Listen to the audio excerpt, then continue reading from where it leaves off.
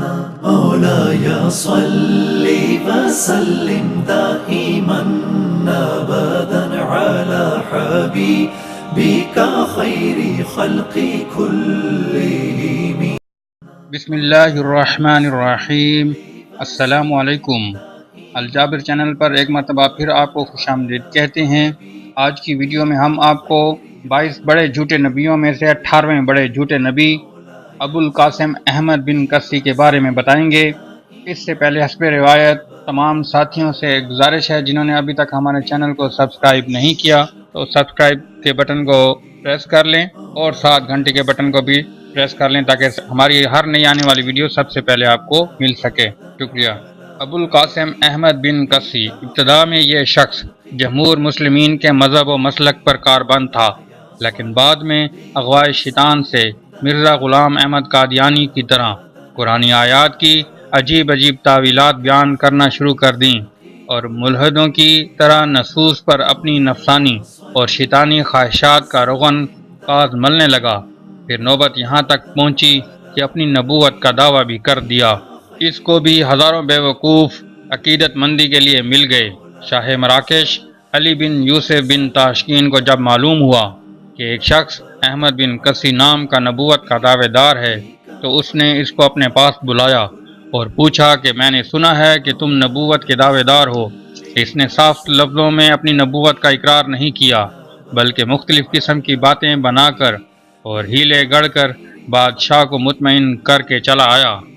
واپس آنے کے بعد اس نے شیلا کے گاؤں میں ایک مسجد تعمیر کرائی اور اس میں بیٹھ کر اپنے مسلک اور مذہب کا پرچار کرنے لگا۔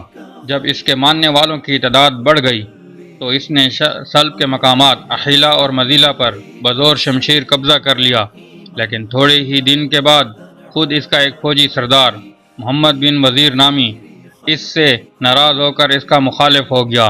اس کو دیکھ کر دوسرے متقدین بھی اس سے الگ ہو گئے اور اس کو ہلاک کرنے کی تدبیریں سوچنے لگے۔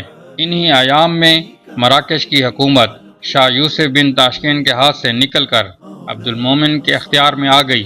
یہ شخص بھاگ کر عبد المومن کے پاس پہنچا۔ عبد المومن نے اس سے کہا کہ میں نے سنا ہے تم نبوت کے مدعی ہو۔ کہنے لگا جس طرح صبح صادق بھی ہوتی ہے اور کاذب بھی، اسی طرح نبوت بھی دو طرح کی یعنی صادق اور کاذب۔ میں نبی ہوں مگر کاذب ہوں۔ ذہبی کے بیان سے معلوم ہوتا ہے کہ عبد المومن نے اس کو قید کر دیا تھا۔ اس کے سوا اس کا مزید کوئی حال تاریخ میں نہیں ملتا۔ اس کی موت 550 ہجری اور 560 ہجری کے درمیان کسی وقت ہوئی اور اس کے ساتھ ہی اس کی خانہ ساز نبوت بھی دم توڑ گئی۔ الحمدللہ۔ اللہ تعالی ہماری چھوٹی سی کاوش کو قبول فرمائے اور ہمیں بھی ختم نبوت کے سپاہیوں میں شامل فرمائے تاکہ کل قیامت کے دن ہماری شفاعت کا سما ہو سکے۔ آمین ثم آمین۔ شکریہ۔